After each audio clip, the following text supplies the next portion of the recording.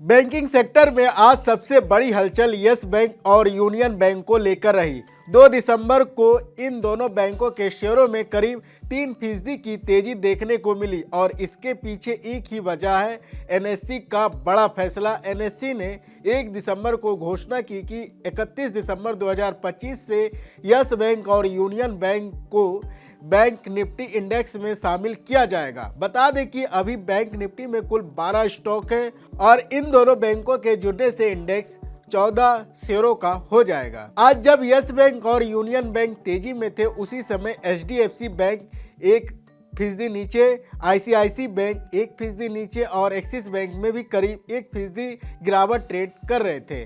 वहीं दूसरी तरफ इंडियन बैंक का शेयर भी 3% गिरावट रहा, क्योंकि बाजार में उम्मीद थी कि इंडियन बैंक को भी इंडेक्स में शामिल किया जा सकता था, लेकिन ऐसा नहीं हुआ। एनएससी ने बैंक निफ्टी के वेटेज नियमों में भी बदलाव किए हैं। अब इंडेक्स में 3 सबसे बड़े शेयरों का वेटेज क्रमशः 19%, 14% और 10% से ज़्यादा नहीं होगा।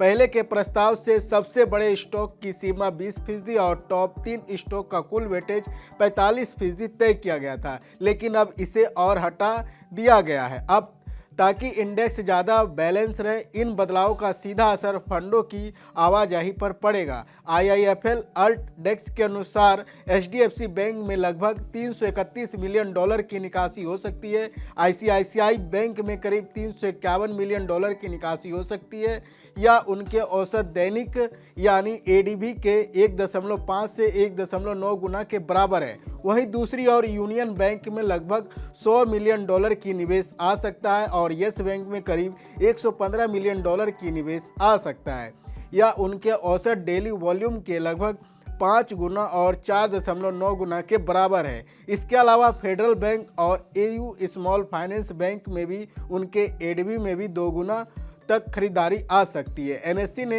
यह साफ किया कि फंडों का एडजस्टमेंट एक बार में नहीं होगा। इन बदलावों को मार्च 2026 तक 4 मासिक किस्तों में लागू किया जाएगा ताकि इंडेक्स में अचानक तेज उतार चढ़ाव ना आए। वहीं दूसरी रिसर्च फर्म नुवामा ने भी इसी तरह के अनुमान दिए हैं। उनके अनुसार यस बैंक में $140 मिलियन की निवेश आ सकता है, यूनियन बैंक में $109 मिलियन की निवेश आ सकता है। वहीं वेटेज घटने के कारण एचडीएफसी बैंक में $322 मिलियन, आईसीआईसीआई बैंक में $348 मिलियन की निकासी होने की संभावना है।